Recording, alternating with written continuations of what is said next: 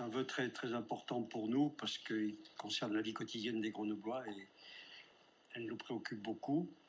Elle rejoint un peu les préoccupations évoquées par Brigitte Boer dans sa question orale, à savoir la situation réelle de la ville, parce que depuis plusieurs années, l'espace public se dégrade, les poubelles débordent, stagnent sur les trottoirs, les encombrants jonchent la chaussée, les parcs et jardins, les jardinets censés végétaliser la ville sont envahis de déchets de toute nature, de papier gras, de canettes, de mégots, de déjections humaines, produisant une image générale d'abandon.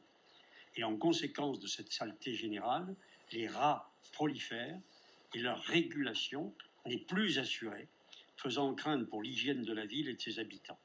En parallèle, le geste de tri se dégrade aussi, comme l'a reconnu le vice-président de la métropole chargé de ce secteur.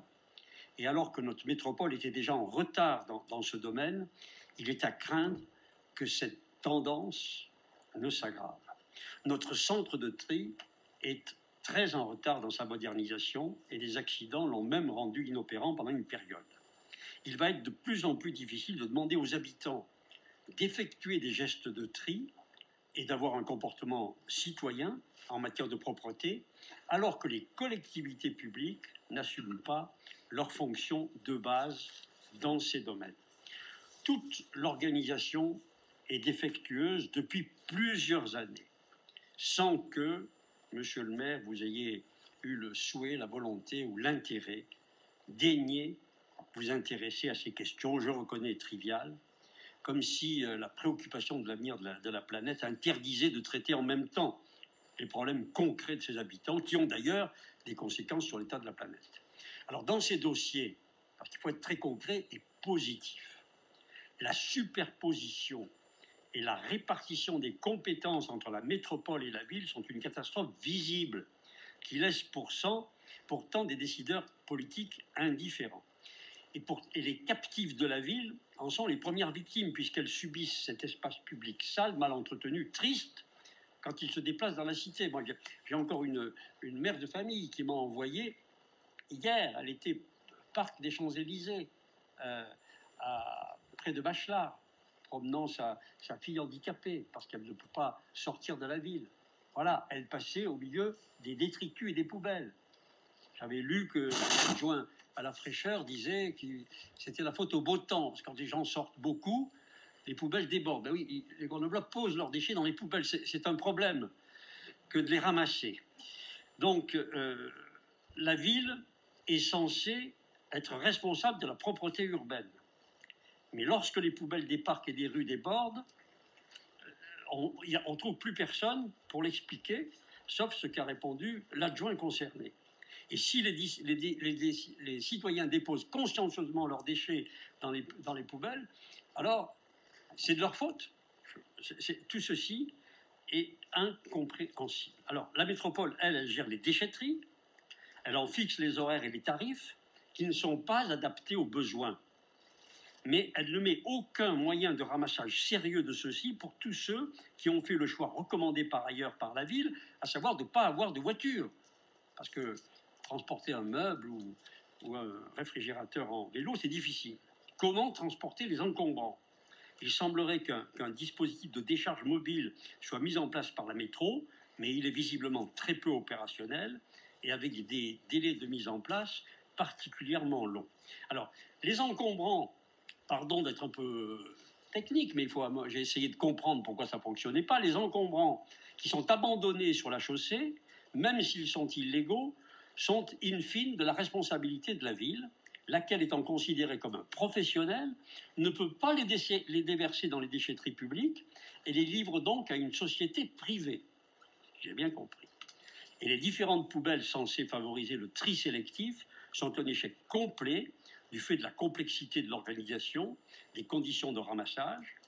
Il est évident que les ordures ménagères périssables qui sont stockées pendant des jours, puisqu'il y a peu de ramassage, posent des problèmes d'odeur, de saleté, et nombre de copropriétés y renoncent.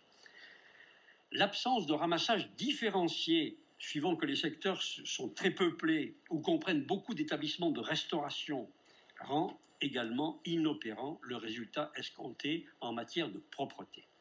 Alors, il est évident que là aussi, toutes ces problématiques n'ont pas été pensées à partir du réel, hein, des besoins, à partir des comportements.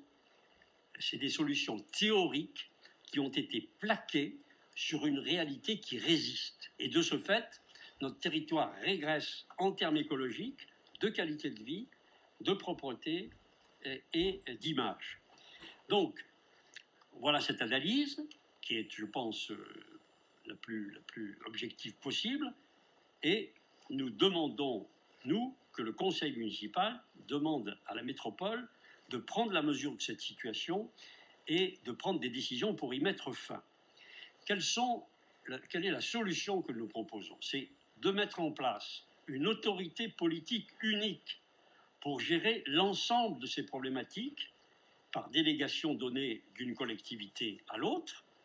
Cette autorité publique aura pour mission de lever tous les freins à la synergie entre les services, parce que je les vois sur le terrain, de mettre fin aux dysfonctionnements créés par les séparations de compétences, de traiter la question des encombrants globalement, les déchetteries et le ramassage, et d'organiser la collecte des ordures ménagères de façon différenciée dans les quartiers, suivant la densité, suivant le nombre de restaurants, etc., pour améliorer cela, et ensuite aussi, bien sûr, simplifier le tri sélectif de façon à ce qu'il devienne attractif. Notre groupe insiste sur ce sujet, parce que d'abord, vous aviez pris des engagements, bien sûr, que vous n'avez pas tenus depuis 2014 sur l'espace public, mais parce que vraiment, c'est un sujet collectif. Et pour notre part, et pour ma part personnelle, puisque dans le passé, je me suis beaucoup impliqué pour que Grenoble soit une ville propre, je suis à disposition de toute commission et de tout groupe pour apporter ma contribution pour que la situation de Grenoble en matière de propreté s'améliore et que la tendance actuelle ne se poursuive pas parce qu'elle est détestable pour les Grenoblois.